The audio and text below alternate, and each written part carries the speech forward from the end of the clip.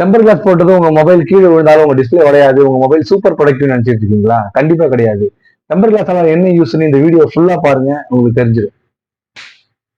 Temper கிளாஸ்ல ஒரு 4 variety இருக்கு. UV, privacy, normal, matte. இந்த 4 வெரைட்டில பாத்தீங்கன்னா ஷாப்புக்கு தகுந்த மாதிரி, ஷோரூம் தகுந்த மாதிரி பிரைஸ் காஸ்ட் டிஃபரெண்ட் இருக்கும். ஆனா குவாலிட்டியில எந்த டிஃபரெண்ட் இருக்காது. நீங்க மொபைல் எவ்வளவு காஸ்ட்லியா வச்சிருக்கீங்களோ அதுக்கு தகுந்த மாதிரி உங்களுக்கு டெம்பர் காஸ்டும் மாறும். ஆனா குவாலிட்டியில எந்த டிஃபரெண்டும் இருக்காது.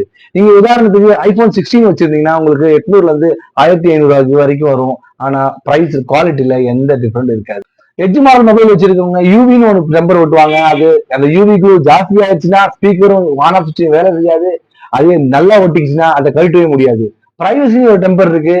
அது எல்லா மாடலும் கிடைக்கிறது இல்ல, சில மாடல் தான் கிடைக்கும். அந்த மாடலுக்கு தகுந்த மாதிரி பிரைஸும் காஸ்ட் ஜாஸ்தியும் இருக்கும்.